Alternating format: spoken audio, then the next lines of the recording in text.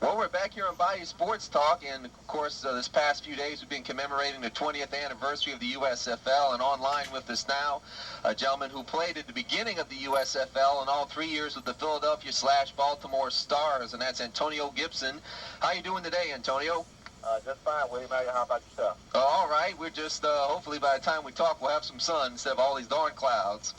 Okay. But, all right, well, let's start off. Of course, you were actually raised right next door, in Jackson, Mississippi? Exactly. Grew up, born and raised in Jackson. I went to high school as well as junior college in the Jackson, Mississippi area.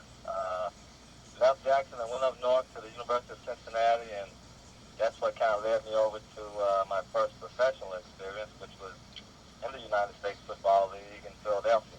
Now, how did you go from playing junior college ball in Mississippi to end up playing in the Metro Conference with Cincinnati? Did somebody recruit you to go up there? Yeah, I like to tell people it was good recruiting. You know, the whole time I kind of wanted to stay down south to play down south, but I was recruited initially for Murray State University by Ron Zook, who at the time was the defensive back coach at Murray State, and Mike Gottlieb, the ESPN announcer right now, he was the head coach at Murray State. Just so happened, I guess about a week before I signed with Murray, Mike Gottlieb got the job at the University of Cincinnati, and I just kind of honored my verbal commitment to him and Ron Zook. You know, Ron being the former New Orleans Saints defensive coordinator. Just kind of honored my verbal commitment to those two and went up to Cincinnati, and ended up being a good experience for me. Okay, so you go to Cincinnati, and I take it you were probably, just 2 years there? Yeah. So you played 2 years there, and were you drafted by the Philadelphia Stars, or were you a free agent? No, I was drafted in the third round by the Philadelphia Stars. It was kind of fun.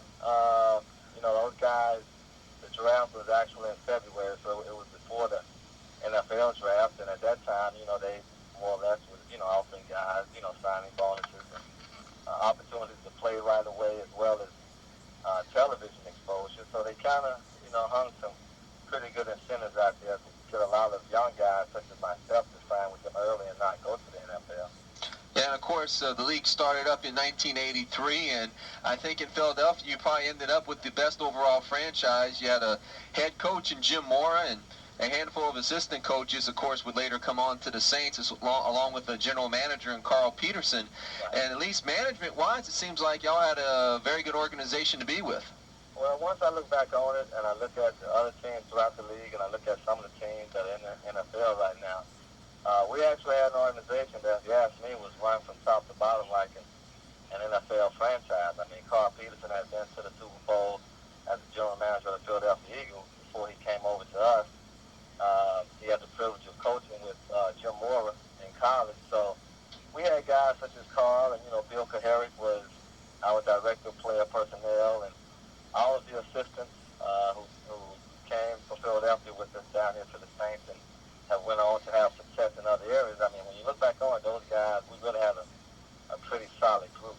As well as, you look at the players, we ended up having, I guess, almost 13, 14 guys who went to the NFL that first year. Now, in 1983, the Stars, I believe did y'all win the division all the years you were in the league? Yes, we won the division all the years we were there. We won the championship itself 2 out of the 3 years. We actually went to the championship game all 3 years. We lost our first year to Bobby Hebert, the Michigan Panthers, and won the 2 championships after that. Now, of course, in 1983, I remember that season very well because one particular game you would be involved in played at Boston when the Breakers were up there at Little Nickerson Field. And that was a game, unfortunately, that Philadelphia lost because Boston got the ball for the last drive of the game. You might remember they called it the Immaculate Deflection. Oh, yeah. Where Frank Locke caught the ball off of a deflection and wound up winning the game, and the crowd stormed out on the field, so they had to clear that. Right. But despite the ups and downs in the road, Philadelphia did very well, and like you said, went on to the championship game against Bobby Hebert's Michigan Panthers, which was played in Denver, Colorado. Now, I remember that game because at the time, of course, many people knew you for playing safety, but in the first season, you were actually a cornerback, right? Yes, I did. I I came out of college as a safety. Went to camp as a safety with the Stars, and quite honestly, we were kind of thin at cornerback.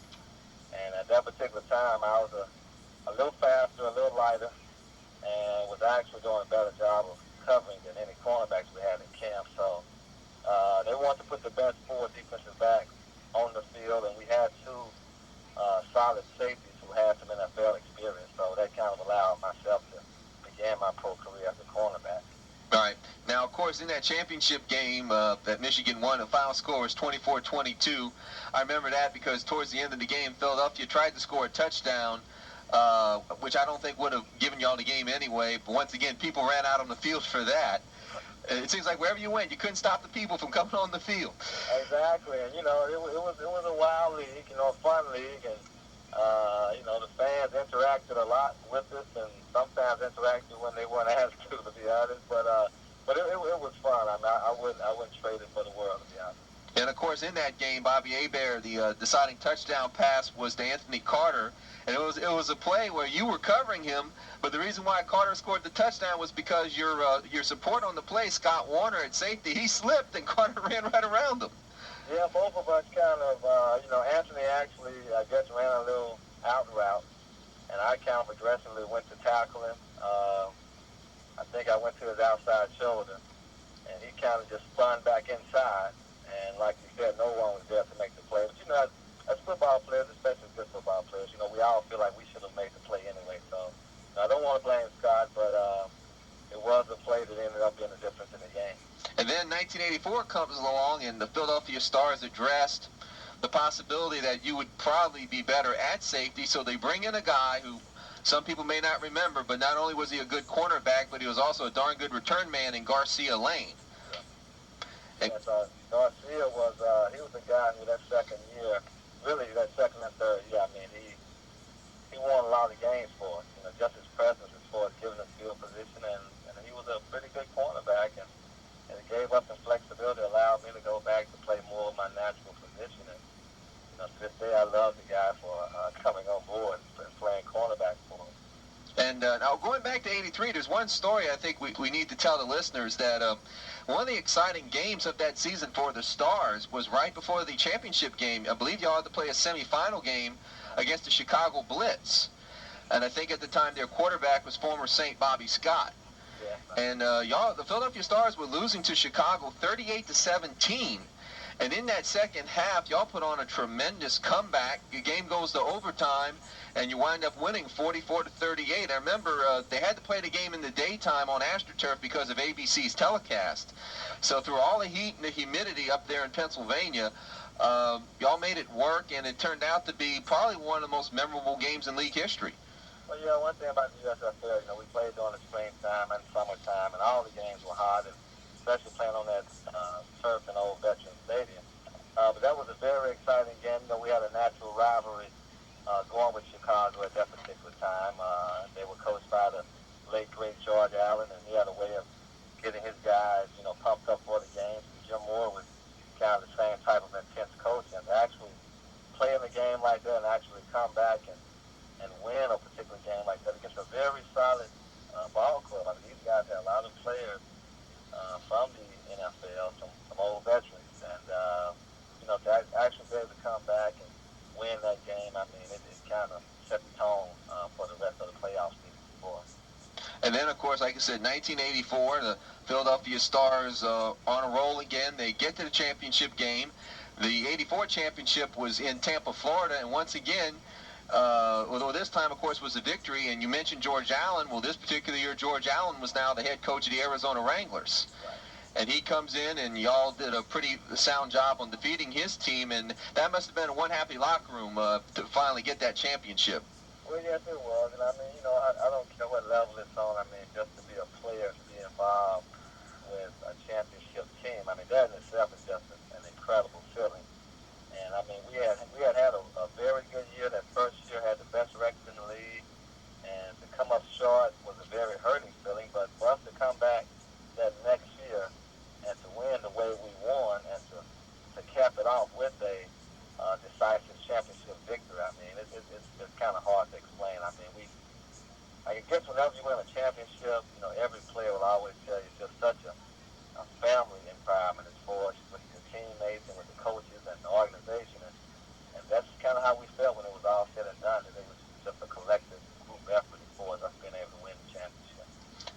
course, that team had a very respectable nucleus, especially on offense. When you think about a quarterback such as Chuck Fusina, who came out of Penn State and, really tore up the league that year, and I believe it was Kelvin Bryant in the running back position, who did pretty well for himself, and Collier at wide receiver.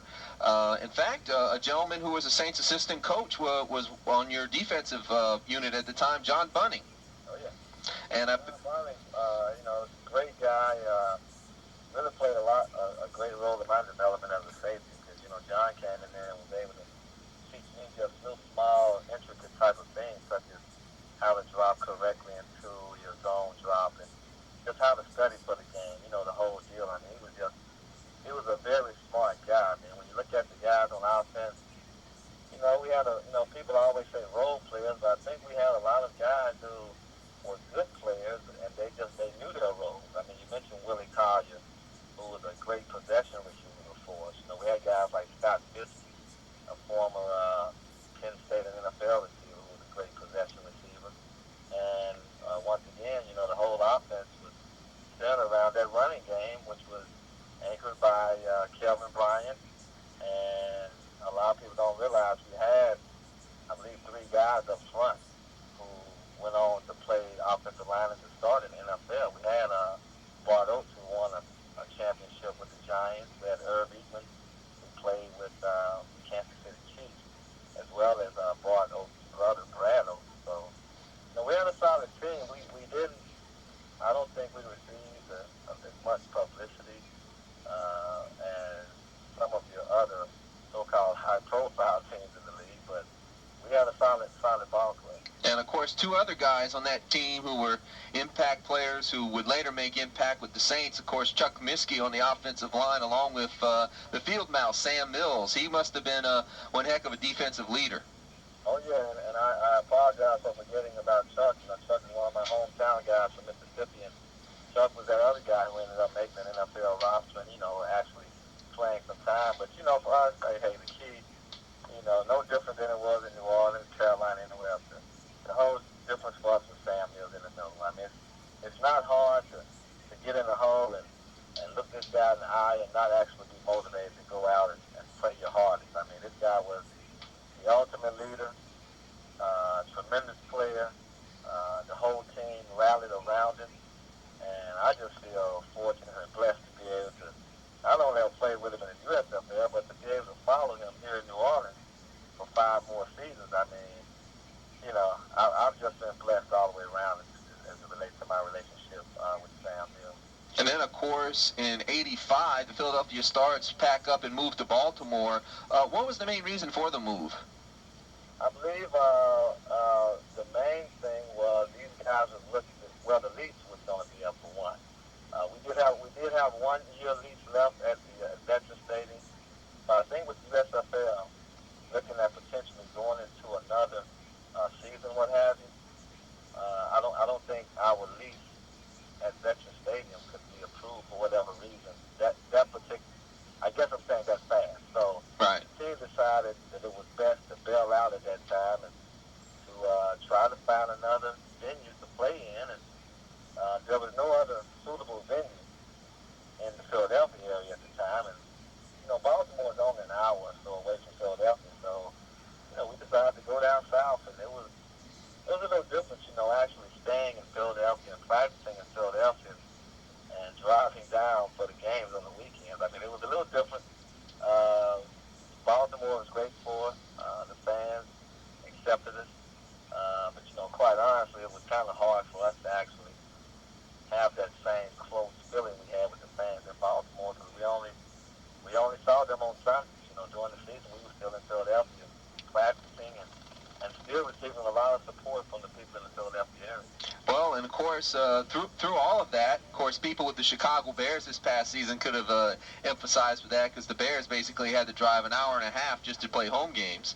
Right. Now, you go to Baltimore, but through that adversity you just mentioned, the team was still very much able to win a championship. Ironically, going into that season, the Michigan Panthers merged with the Oakland Invaders, and Bobby Hebert became their starting quarterback, and that's the team you meet in the championship game at the Meadowlands, and you wound up beating them. So in a sense, you kind of got your revenge for '83. Yeah,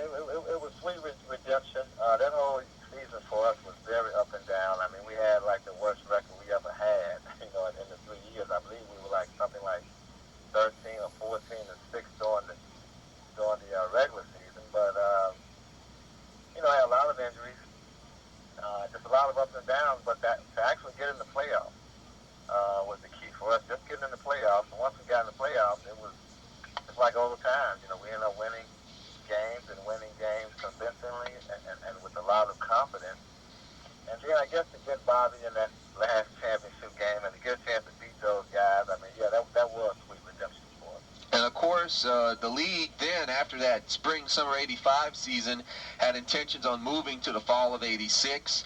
I believe they had planned to try to keep 8 of the 14 teams solvent to make it happen, but the money ended up not being there. The league went out of business, and as a result, in the history books, you forever will be known as the first former USFL player to join an NFL team once the league officially dispersed. Yes, and that was kind of funny how it happened. I mean, myself and Sam Mills, we came down to visit with Jim Moore once the league folded.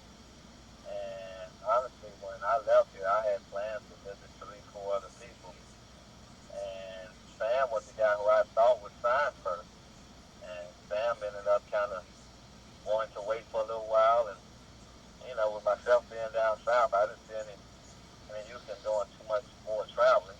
And, we're just ready to go. We're just ready to play football. I felt very comfortable being down south. I felt very comfortable with the coaching staff that was in place. I felt very comfortable with the New Orleans area, period. And,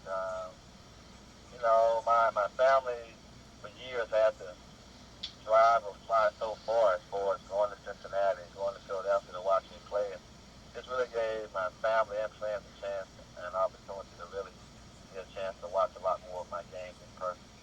Now, of course, before we move on to the Saints, I think also we'd have to recognize the USFL. We saw that there still was a lot of talent out there that what eventually the NFL could use. You had Jim Kelly with Houston and Steve Young with the LA Express and Reggie White up in Memphis. And I know Vaughn Johnson, of course, in Jacksonville. So many good players that a handful of them the league didn't even draft. But they really made the USFL a fun league and became a nucleus for the Stars for the NFL down the road. Oh, yeah, the thing is, I mean, the USFL, people don't realize, USFL has so many young stars. I mean, to this day, I can put a tape on and watch the tape and see guys playing who I didn't even realize played in the USFL. I mean, I get to New Orleans my first year, and honestly, Mel Gray was maybe the best kick returner of all time. He was a great teammate for me here in New Orleans, but, just being honest, I don't even remember, playing against Mel Gray. Now, I put tapes on, and I see the tapes, and I see Mel Gray. But there was just so many marquee names until there was a lot of guys who went overlooked. I mean, I played with Van Jakes here with New Orleans. I don't really recall a lot about actually playing with Van. You had the Jim Kelly, you had the Buford George, the Reggie White, Joe Cribs. It was just a lot of marquee names, the Herschel Walker, Brian Sykes. I mean, there were a lot of guys who went unnoticed who eventually ended up, once the league folded, coming in and making NFL teams, while some of those older veterans weren't able to come back and make the NFL again. But the USFL had a lot of marquee talent, I feel, at every position. And once again, I think a lot of guys went unnoticed, even sometimes amongst us as players. And of course, you come to New Orleans in 1986, and you had mentioned to me that because of, I think, when you signed or whatever, you couldn't play in the first preseason game for the Saints, which was a game at the Broncos.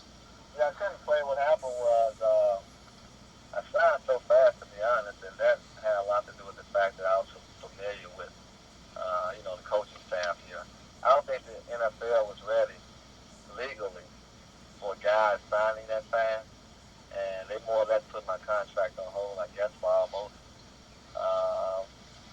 4 days to a week, just to make sure that everything was legal.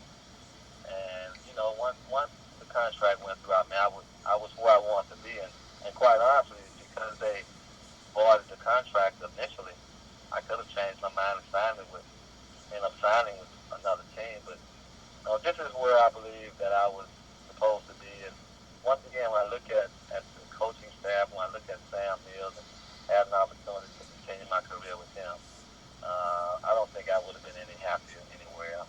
And of course, you mentioned Sam Mills, and go into 86 and eventually 87, a huge amount of USFL talent that made the Saints work, and Bobby Hebert, of course, was a large part of that. Buford Jordan was another part of it. And the offense had a guy with that same heart and that same determination and the same type of guy who you would want to follow, and that was Buford Jordan. I mean, to this day, we're the best of friends. And Buford's just a guy, man, who would go out, would do whatever he can to help you. I mean, would go out and do whatever he can to help the team. He was always full go. Just a guy you could count on.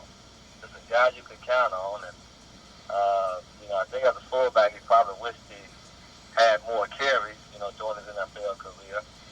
Because I remember Buford in the USFL as being one heck of a running back. I mean, he is a guy who I have fond memories of playing against. And, I mean, he was a workhorse running back as well. But once again, just a hard-nosed, guy who brought his lunch pail to work every day. And just a great teammate, good locker room guy, great community guy. I mean, once again, for myself, he's my offensive version of Sam Mills as far as his on field and off field accolades and demeanor goes. And, of course, other guys from the USFL to help make the Saints a heck of a team. We mentioned Chuck Comiskey as well, and Sam Mills and Vaughn Johnson. And, in 86, you also had Herbert Harris, who came over from the Stars. And, like I said, just an incredible nucleus of players that helped this team stay competent and led to that first winning season in 1987. And I guess it's safe to say when that winning season came, along with, of course, the guys the Saints they drafted from 81 to 86.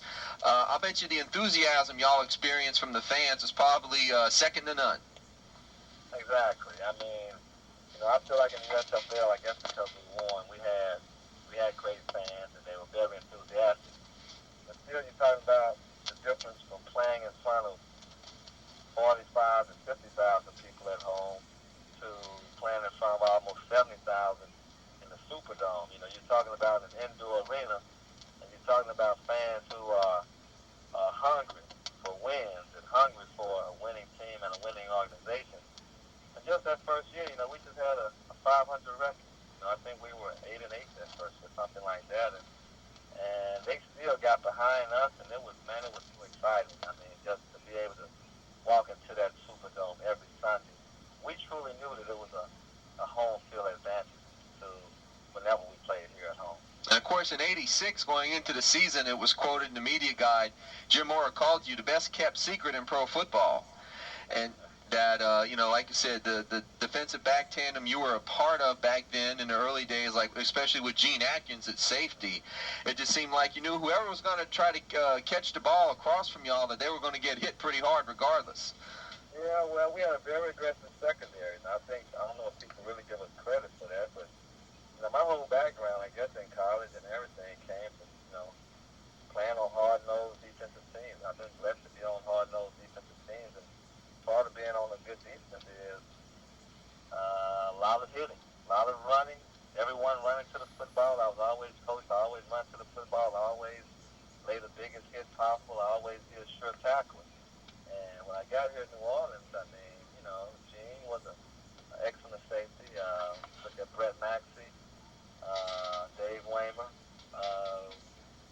Just guys who I don't know if they received the credit for being the type of ball players they were, but I mean, the secondary was a very intricate part of this great defense that New Orleans had. I mean, we had the great linebackers, the zone patrol, but I mean, our whole package was kind of tied together. So I'm very proud to say that I was able to play with some of those guys you mentioned.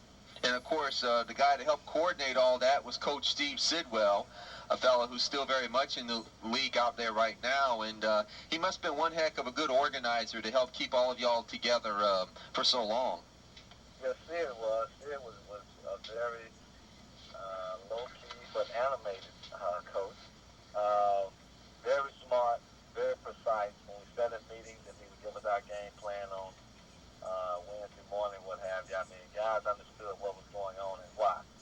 And I think on the flip side, that just to kind of solidify everything else, he had a tremendous staff that he was working with at the time. I mean, Don Capers came from the USFL, and naturally has went on to as the do stint as an NFL head coach and also do stint as a defense coordinator himself.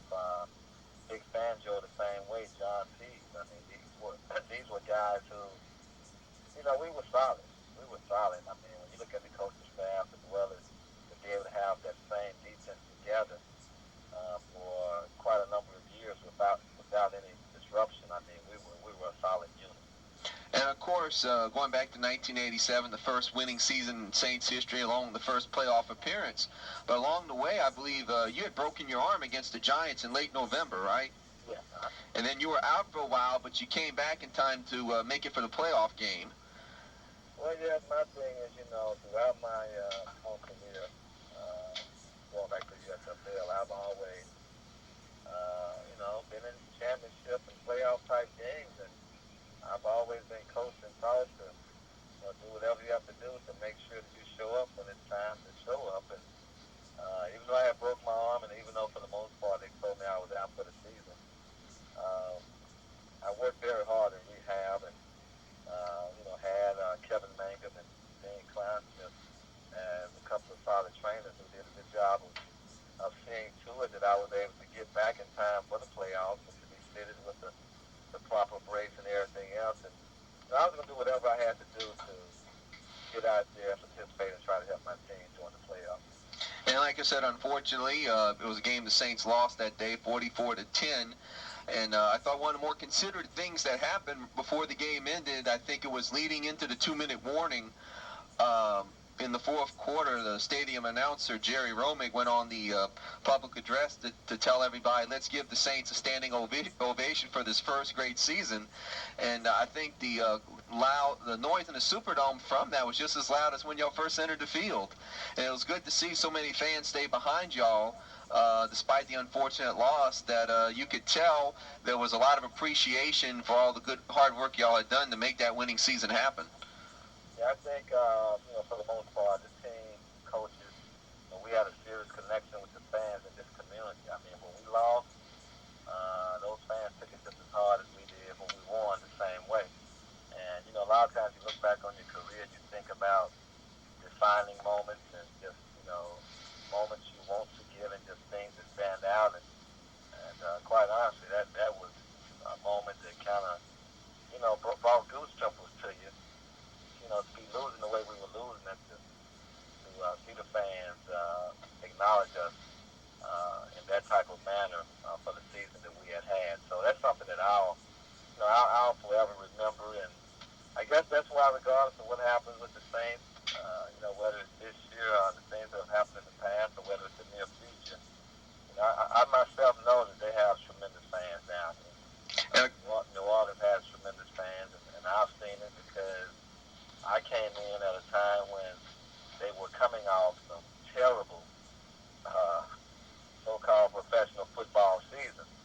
So I've seen the thing progress here over the last 15, almost 20 years or so. And these fans are the greatest. I mean, I don't have but great things to say about it. All right, and then of course, you go to 88 and 89, 2 years that the Saints didn't make the playoffs, but did have winning seasons, 10-6 and 88. And unfortunately, down the stretch of 88, now, of course, I remember 88 because that was the year around game. It was after Game 7. I believe it was on a Tuesday. The Saints had practice, and of all things, Stan Brock blew out his knee in practice and wound up being gone for the rest of the year, though the Saints would win the next game, which was the home game against the LA Raiders. 7-1 at that point. The team, unfortunately, gradually slid, and even though the Saints beat the Broncos 42-0 to go 9-3, they wound up losing 3 out of the last 4 games to miss the tiebreaker and get into the playoffs.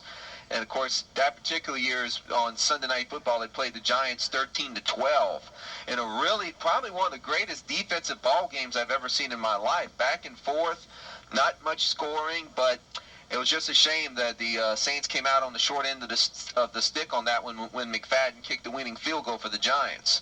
Yeah, as far as NFL goes, I think that was probably the greatest defensive game I've ever participated in, especially when you look at the fact that we had the great defense we had, but on the flip side, the Giants had what they considered a defense that was just as great.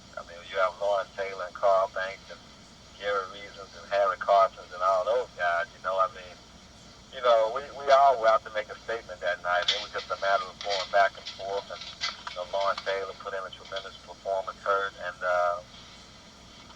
that whole season for us, we once again we felt like that we should have made the playoffs, but we just didn't do what we had to do at the end to get it done. And just it was disappointing because we did feel like we had one of the better teams in the NFL that particular season. And I just felt like we would have had a shot if we hadn't gotten into the playoffs. And then 1989 came along, and the Saints wind up going 9-7 that year, and just missed the playoffs as well. After the '89 season, I actually became a free agent and ended up signing with Dallas prior to the 1990 season. So I actually went to camp with the Dallas Cowboys in 1990. Mm-hmm. That ended up not being a great experience. I mean, I enjoyed going to camp with Jimmy Johnson and those guys. I actually went to camp injured with back spasms and what have you. Kind of held me back, and I'm really not sure if Jimmy exactly knew, how he wanted to use myself, because he brought in quite a few veteran ball players that year, gave us all, nice signing bonuses, what have you. Ended up cutting everybody, myself, Dennis McKinnon, everyone. And to this day, I kind of look back and feel like he just kind of brought us in there to teach some of those young guys like Emmitt Smith and Michael Irving and all those guys how to practice as veterans in the NFL, because, teams normally don't bring you in and give you decent bonuses and get rid of you right away, especially if you are still performing at a high level, which I felt like I was still performing at a high level. And then shortly afterwards, in the spring of 91 and 92, I believe you spent 2 seasons with the Birmingham Fire in the World League of American Football, which people today know as NFL Europe. And in that league, and of course a lot of the games were either on USA or ABC television, so you continued to keep yourself in football shape, and then after those couple of seasons, you came back to the Saints for the last 2 games, regular season games of the 92 season, so it probably felt good to be back in that uniform one more time. Oh, it definitely did. I mean, my whole reason for going to the World League of American Football was to basically let people see me play again and to try to springboard myself back into the NFL. I mean, I definitely didn't feel like I was through as far as playing professional football. I felt like I kind of wasted 2 years not actually playing any football. And the good thing about Birmingham was, those guys gave me a chance. I had a chance to come in and play some quality time. The NFL scouted that particular league heavily. I think there were scouts there each week. I got a chance to play for a guy who I feel like is just a tremendous person, and that was Chan Gailey. And to actually, come back home and be sitting here and actually be resigned to the fact that, hey, that was it. Then all of a sudden, on the eve of training camp, I get a call from Jim Mora. At least my wife got a call from Jim Mora. I was out playing golf with Eric Martin. And, kind of thought he was just kind of joking with me. And I called him up, and he's telling me that he wants me to fly out the next morning and meet them up in La Crosse. So it was fun. Once again, I felt like I was back where I belonged. Never understood why I had to leave to begin with. But that's just how things happen. And but it was fun. I was glad to come back and get a lot of what football I had left in me, get it out of me. I got a chance to come back at the same time as Buford Jordan, another good friend and good teammate of mine, the same time he came back. So it was just fun just to be back. And of course, 92, that was the year the Saints went to their 4th playoff appearance against the Philadelphia Eagles at home. And for me personally, that was the hardest playoff loss as a fan, because here was the Saints had a 17-7 halftime lead and a 20-10 lead at the beginning of the 4th quarter. And then the last 11 minutes of regulation, Philadelphia scores 26 points to win. And not only was it sad because I thought it was a very winnable game, but it seemed like that was the beginning of the dismantling of that offensive and defensive nucleus that had been put together for so long. And it was just, when I look back at it, it was a loss that not only hurt on the scoreboard, but it seemed like almost the beginning of the end for quite a few years. Yeah, that was very disheartening. I mean, that was a game that we went in at halftime, really feeling like, hey, we can win this game, and we came out with the attitude that we will win this game. And I think for the most part, we played like we wanted to win. It's just once again the bottom fell out in the fourth quarter, and that's kind of unusual, and it's not indicative of a championship caliber team. When you have teams down like we had Philadelphia down, you have to be able to put them away. And once again, give those guys credit, take credit away from us for not handling our business as far as putting those guys away. But once again, like you say, the disheartening thing was, guys started either getting released, getting traded, they left via free agency, they weren't offered contract. Just a lot of different things started happening. I personally believe that, there was some mismanagement that was going on because you had some guys who were 30, 31 years old at the time, and management started looking at those guys as if they were old. And nowadays, a guy can play till he's almost 40. But, I mean, I look at guys like, Sam Mills and some of those guys who Martin Anderson is another name comes to mind, Ricky Jackson, Von Johnson, all those guys, even Pat Swilling, I mean, those guys were kind of put out the pasture way before their careers were supposed to be over.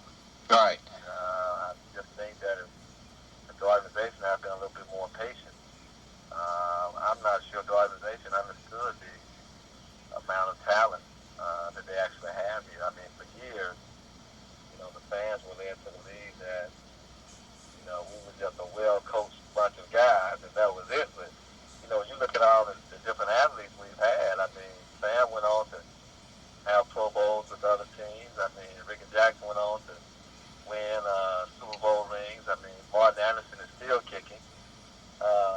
Von Johnson, I mean, I just feel like he was let go just a little too early. Mel Gray went on to be probably the greatest kick returner in NFL history. Brett Perriman, those type of people. Bobby Abad, went on to do some solid things for Atlanta. So I just think, like you said earlier, I mean, we were dismantled much too early. Instead of regrouping, we just kind of, as an organization, said, heck with it, let's start all over. Hopefully, we'll have a chance to speak again down the road. Okay, Wayman, I appreciate you having me on, and best of luck with your show.